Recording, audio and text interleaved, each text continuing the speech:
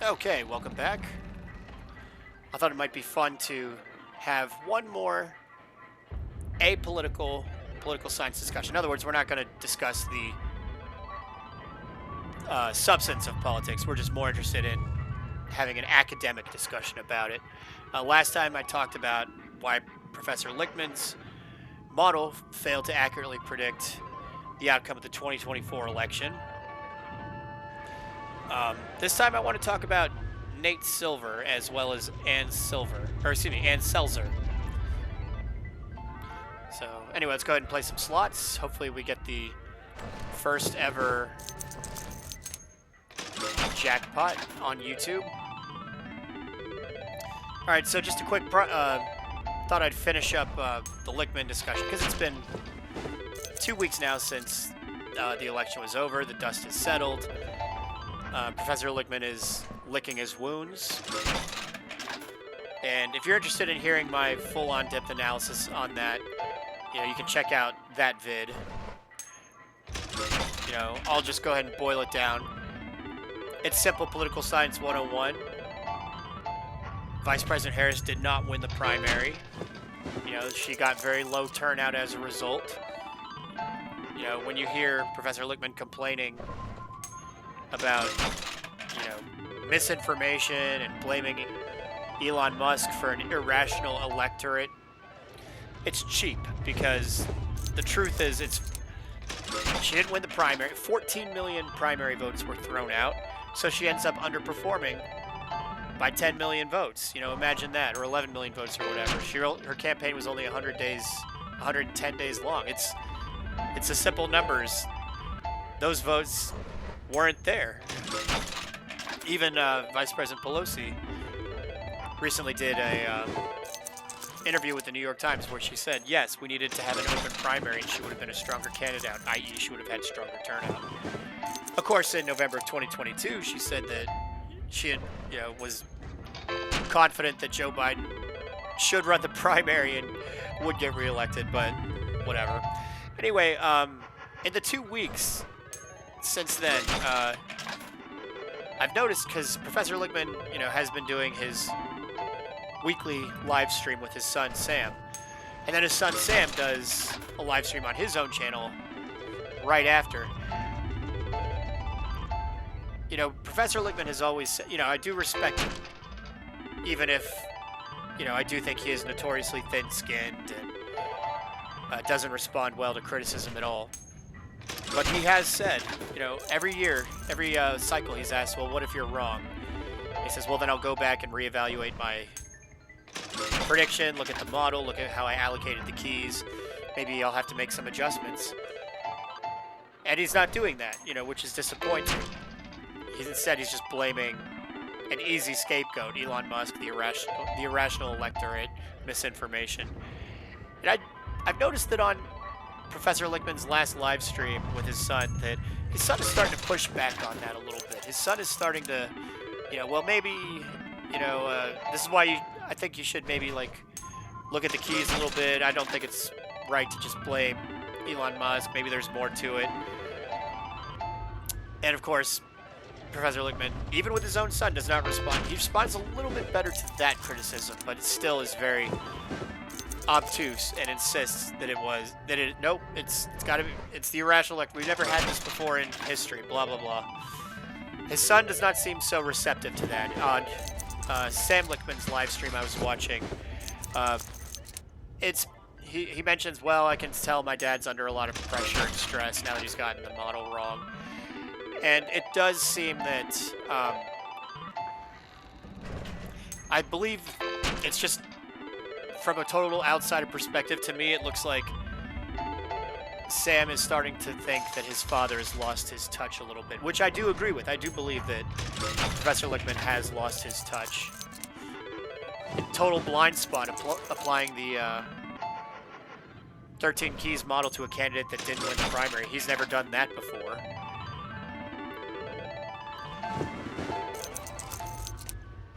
But stubbornly not revisiting the model and just finding an easy scapegoat, that says to me that, and I think Sam as well is starting to think that his father has lost his touch. And by the way, if that is true, that it is an irrational electorate, Elon Musk, and misinformation, then the model has to have adjustments made to it. Otherwise, it's no good. You can't count on the... If that is true, then his model is no longer valid for any future upcoming election, unless he makes some form of adjustment to it. So, either way, you're going to have to revisit the model. But I don't suspect we've heard the last from Professor Lichtman. He will be back. Whether or not he makes any adjustments to his model, we'll find out. But anyway, let's go ahead and jump into the meat and potatoes of this argument, which is Nate Selzer, whom Professor Lichtman I at least respect because he is a historian.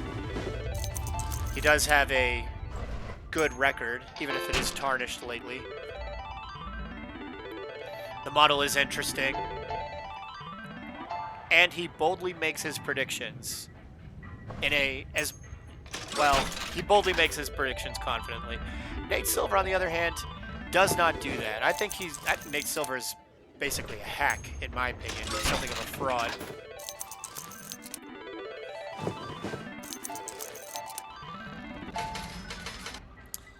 So, in my opinion, Nate Selzer is kind of the physical, literal embodiment of the, well, actually guy. Yeah, there's just something very, like, dorky. It's my computer model, and I run simulations, and blah, blah, blah. You know, it just... I can't take the guy seriously. And the more I, like, examine his model, the less I like, the less pragmatic it seems. So, he's famously at 538.com. I think it was either 2008 or 2012 election where he became famous. His model predicted, I think, all the states correctly within like a acceptable margin of error. So he became something of an overnight success. I believe he partnered with ABC. 538 became a part of ABC. I don't think he's with 538 anymore. I know he has something called the Silver Bulletin these days. But he, you know, every election season he goes on podcasts and TV shows and he does his, you know, I ran my simulations shtick and talks about, you know, what he thinks the predicted outcome is. I will say this. Oh, nice, triple cherry. So in 2012, maybe it was the 2008 election.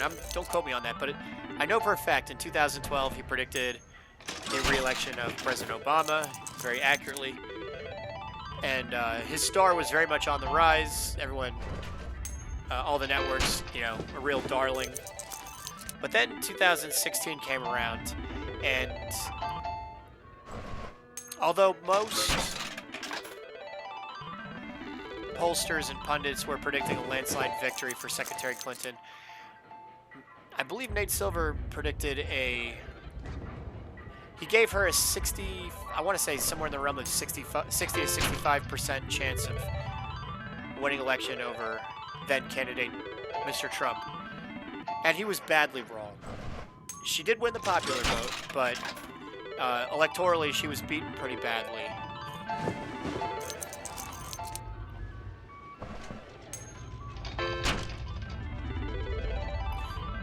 So 2016 had a very damaging effect on his reputation. You know, that's kind of my issue. You know, he was so wildly correct in 2012 and then so wildly incorrect in 2016. So his model is obviously very inconsistent. And, you know, when you hear him talk about his model, we run multiple simulations and we account for these variables and blah, blah, blah. It's just total, you know, absolute nonsense. It sounds like dork alchemy is the best way I can put it. I will say this. He did bring up a good point. 2020, by the way, he accurately predicted, I think he gave then Vice President Joseph Biden an 80% chance of winning. which he did in one of the strangest elections, probably the strangest election since the 2000 election, which was an absolute nightmare. But 2024, he shows up again, and this time he was a little different. First, he complained that the pollsters were quote unquote herding. You know, not herding as in being in pain, but herding like, you know, a bunch of elephants will do to protect themselves. And I tend to agree. I do believe the polls were herding because in the year 2024, you know, it's not 1996 anymore. It's not like the good old days of print media where if a pollster or a pundit gets it wrong, people forget in a year or two. In 2024, if you get it wrong, this is the case with 2016 and 2020 as well, but once you get it wrong in the social media age, it's forever. You know, any Joe Schmo can look that up, look up you making a fool of yourself on YouTube, making a bad prediction, which is, I think, precisely why Professor Lichtman is kind of feeling the heat right now.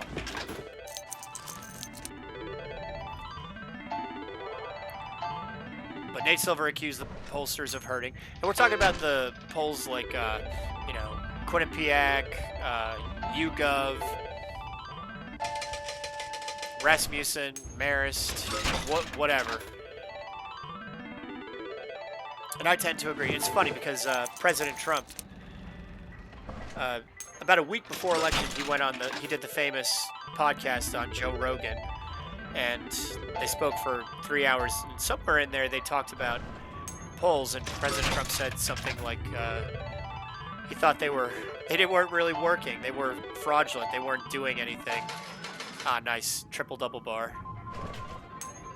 And I tend to agree because it seems to me, you know, I was looking at the polls, and I was getting the impression that it was always around, both candidates were somewhere around 45%, 45%. As long as you keep the candidates kind of swinging back and forth between 44 and to 46%, you really can't go wrong because you're reasonably close to the margin of error should they overperform or underperform. You know, you're not going to see anyone poll at 51%. You're not going to see anyone poll at 39%. It's always... Heck, you're probably not going to see anyone poll at around 41 or 42 or 49%. It's always going to be somewhere in that 44 to 46, maybe 47 sweet spot. Because no one wants to have their reputation sullied. So I maintain that the only polls that really matter are the campaign's internal polls, and those are the ones that we do not get access to. Those are the ones that really tell the story. Like the classic example I'll give you is that Vice President Harris obviously knew, you know, her campaign's internal polling was probably showing her pretty far behind, which is why she did the Fox News interview with Brett Baer. Do you really believe that Vice President Harris would go on Fox News to do an interview if she believed she was at a comfortable spot? No. That is a move that is absolute desperation. That is the campaign's internal polling telling her, listen, you're not doing so great. You have to do this. Or conversely, President Trump skipped the traditional 60 Minutes interview. He probably said, I'm comfortably ahead as long as I stay on my trajectory. You know, why do I need 60 Minutes? If I do Joe Rogan, I'll be just fine. Maybe even better. So polling at large. The public polls that we get, which are really just to gin up public support, keep us interested, keep us clicking and tuning in, those are garbage. Only the campaign's internal polls matter. I was hoping for the jackpot. And one more note about campaign internal polls. So, if any of you know Mark Halperin, who has the channel Two Way, he obviously still has some contacts in inside the Beltway. Because he did talk a little bit about what some of his contacts were saying about internal polling. And they proved to be right. He mentioned possibly underperforming in places like Milwaukee and Philadelphia, which ended up being true. So absolutely, if you want something a little bit more straightforward for political analysis, I will highly recommend you check out Two-Way. So Nate Selzer accuses the pollsters of hurting, but then what does he himself do? He does exactly the same thing. It's a coin flip. It's a toss-up. Virtual tie. Deadlocked. Dead heat. Neck and neck. Oops. Yeah, how many times did we read that? Oops. You know, constantly. That was the headline every day. And then Nate Selzer himself. Well, my gut says it's going to be Trump, but I don't trust my gut. You know, are you going to make a prediction or not? When he was pressed for his prediction, he said his gut said Trump, but he didn't trust his gut. I think that was in the New York Times. It's like, well, you got to make a pick. You know, if you're a prognosticator or a pundit, this is your job. This is what you're being paid for. And you can't even do that. You know, at least Professor Lichtman made his pick confidently, even though he ended up being wrong. But then, the day of, literally the day of, Nate Selzer puts out his last final prediction. My supercomputer, I don't have the tweet here right in front of me, but something to the effect of, my supercomputer, and I'm looking at the numbers, ran 80,000 simulations, and Harris won in 40,012 of them. So, even though his gut said Trump, his model that he put out that morning said it's basically a tie with Harris with the very narrow margin. The election ended up not being close because she didn't get the turnout. So, I mean, he really did exactly the thing he was accusing the pollsters of doing. He was hedging his bets, so to speak. And then this is the real cherry on top. This one, I will pull up the tweet for this one because it's so funny. Let's see. Here's it on his official X account. He posted this, I think, about a week after the election. I'm going to read it to you word for word. Took me a bit to realize this, but it turns out the actual... I should read it in the Nate Selzer voice. Took me a bit to realize this, but it turns out the actual... He actually said actually. The actual election map we got on Tuesday was the the model's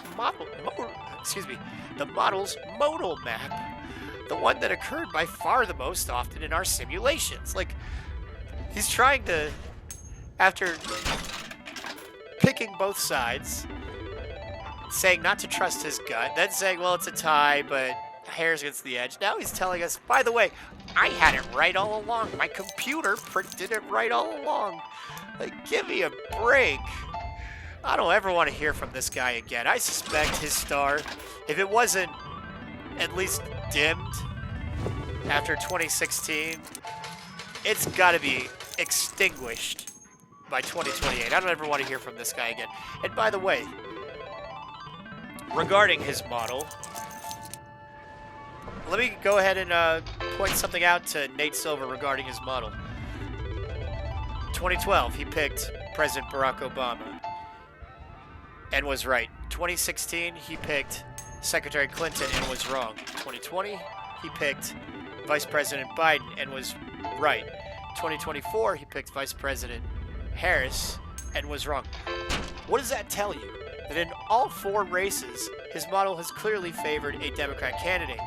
If that doesn't scream, and been wrong in half of them, you know, 4 results, 2 of them right, 2 of them wrong, all 4 of them picked Democrat.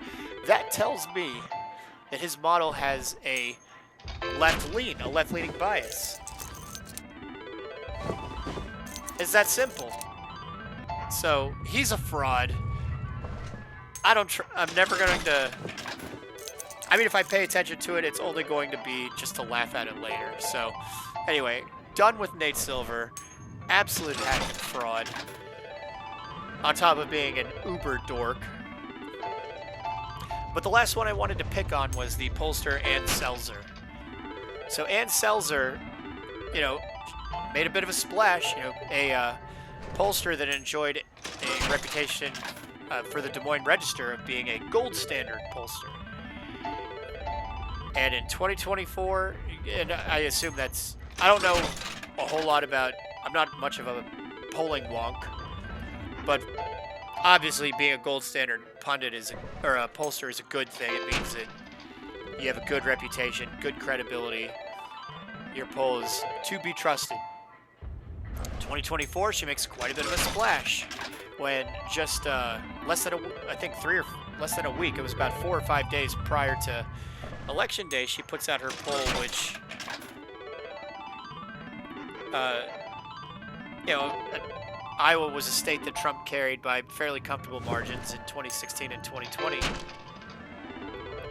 And she puts out a poll that says that Vice President Harris is going to win the state of Iowa by or that she's ahead in the state of Iowa by 3 points. Yay, double bars again.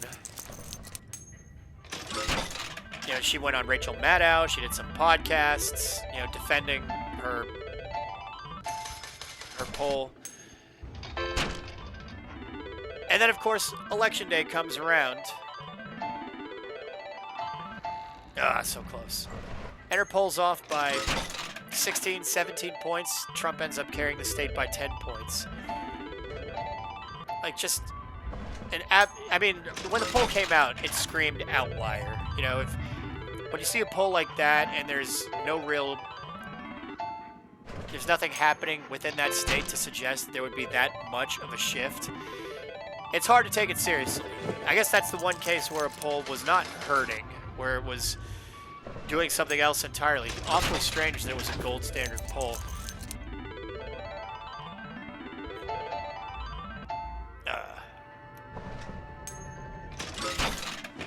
But this leads to the question, why would Ann Selzer publish this poll just a few days before the election?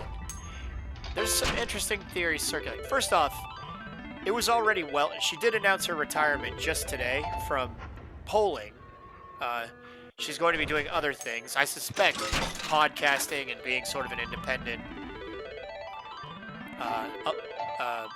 political wonk on the internet. I think she got one look at... Well, I'll get into that in a minute, but some have suggested... So for anyone that believes that she was fired because the poll was so badly off, no, that's not the case. It was always known that this was going to be her last cycle where she worked this poll for the Des Moines Register. In this capacity, at least.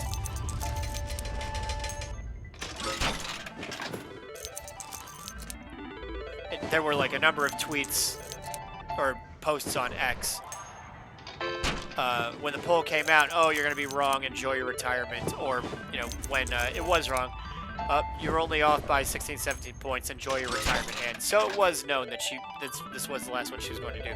So that leads to the suspicion that she did this on purpose. That she published a bum poll on purpose. I think that's very likely. Why did she do it, though? Some have suggested she did it in an attempt to try to swing the election. I don't think that's the case. I think that is a very nefarious way of looking at it, and honestly, I really don't think her poll would have had that kind of effect anyway. I believe she did it because, again, she's going to be a wonk on social media. She's going to start her own platform or whatever. This was a way to springboard that. I do think she was hoping not to be off that badly. I would think she was hoping that maybe Trump would only win the state of Iowa by 3, 4, 5 points, and she could say, well, my poll did accurately capture a not insignificant shift in the outcome of that state, you know, that there was some movement. There ended up being no movement. You know, I'm not sure what margin Trump won the state of Iowa in 2020, but if there was any movement, I suspect it was in his direction. So the poll looks bad. Her credibility as a pollster shot right as she finishes.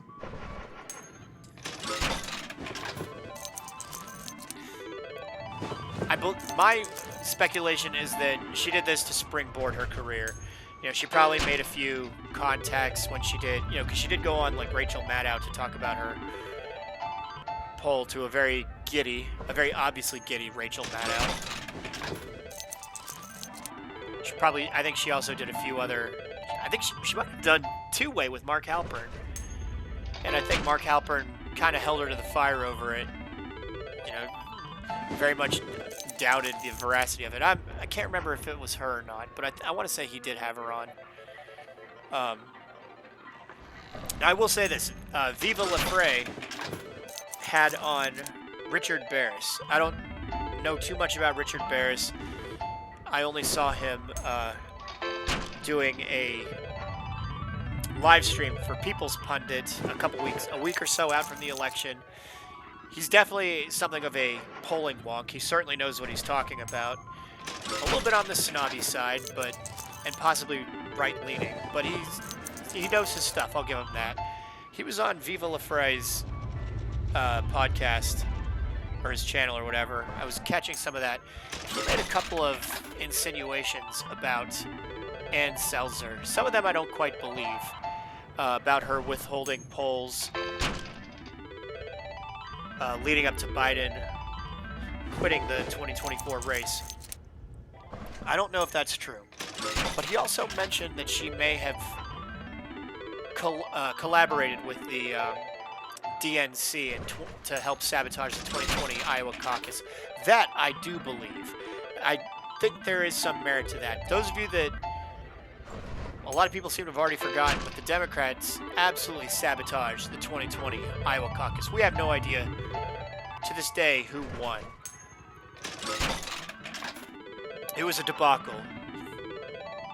The suspicion is that Ann Selzer had her gold standard poll. She leaked it to someone at the DNC, and they decided, instead of actually having the results come in real time, to sabotage it so that we wouldn't know who won. Because it was obvious they wanted Vice President Joseph Biden to be the nominee in 2020. They thought he gave the Democrats the best chance to beat Donald Trump, and he did. But it was an unfair process. 2020 Iowa caucus, we had, 5 candidates all take the stage declaring victory because we didn't get any results. We had Pete Buttigieg declaring victory. We had Amy Klobuchar declaring victory. We had Bernie Sanders declaring victory. I'm not even sure who else. Maybe Senator Elizabeth Warren. The only one who didn't take the stage and declare victory was Joseph Biden. He came in at a distant 4th or 5th, presumably, and went straight to New Hampshire that night. Did not stick around. The presumption is that the Democrat voters in Iowa prefer far-left candidates in 2020 than they wanted. They didn't prefer an establishment candidate, which is why in 2024, for the primaries, which they threw out the results for anyway, the Democrats skipped the Iowa caucus and New Hampshire. They went straight to South Carolina, where Jim Clyburn was able to manipulate the results. So, Ann Selzer is probably going to be doing her own stupid little podcast or whatever. No one should pay a lick of attention to it, because I do believe that there is a strong chance that she sabotaged the 2020 primary, which, by the way, is a big reason why we're in this mess to begin with. And she also published a bump poll in 2024. So, anyway, I will link that Viva La Fray conversation with Richard Barris. It is worth checking out regarding Ann Selzer. I'll pin that. I'll put a link in the comment section and pin it. I do recommend you check it out. Just one last thing before I go. Now that I've, crapped all over Professor Lichtman, Nate Silver, and Ann Selzer, I just wanted to point out that I have a playlist on my channel called Politics 1, and it's a pretty lengthy list. But basically, so politics in the era of Donald Trump is unlike anything we ever could have imagined, for better or for worse, whatever. He's had such a love him or hate him, he has had a profound impact on our politics, our pop culture, everything. You know, sports, entertainment, art, philosophy, you name it. You know, it really has been, you know, Donald Trump's Western civilization for the last 10 years since he came down the golden escalator and entered our political arena. And so many interesting, noteworthy things have happened that I've decided to make that playlist because so much of his presidency has been on social media and the internet, specifically YouTube. You can really watch the Trump timeline on YouTube, and it's not done yet. You know, he hasn't even started his second term yet. Oops.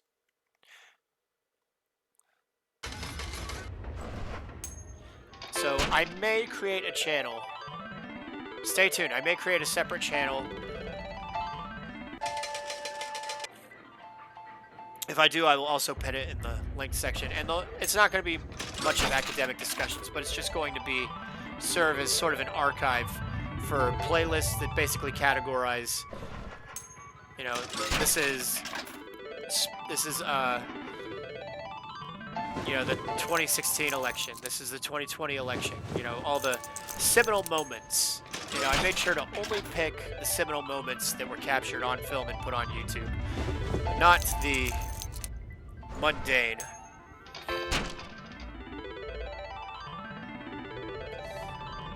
You know, so far we've got tons of things up there. We've got one of his famous sparring matches with you know, verbal jousting with Jim Acosta, where he insulted him. We've got let's see, a compilation of cult of Dr. Fauci videos, you know, real weird stuff promoting Dr. Fauci during the era of the pandemic. We've got Kathy Griffin holding up the severed Trump head, and her subsequent very weird apology. We've got it all. We've got Colin Kaepernick talking about praising Fidel Castro. It just goes on and on. So it's kind of a jumbled mess on my Politics 1 playlist channel. But if I do create this channel, I will. Oh, we've got the we've got the Kyle Rittenhouse verdict. We've got the Gage Kreutz testimony. We've got the Oberlin Bakery, Oberlin versus Gibson Bakery libel defamation. We got a video on that. You know, we've got it all. We will make sure that when we put on the channel to categorize it appropriately by playlist. So anyway, that's just something I've been toying with because it has been a fascinating time, and we still have a few more years to go. So if you stuck with it this long, I appreciate you being so interested. But anyway, looks like we are not. I'll give it one more coin. Yeah, it doesn't look like we're going to get the Duke jackpot, so until next time, signing out.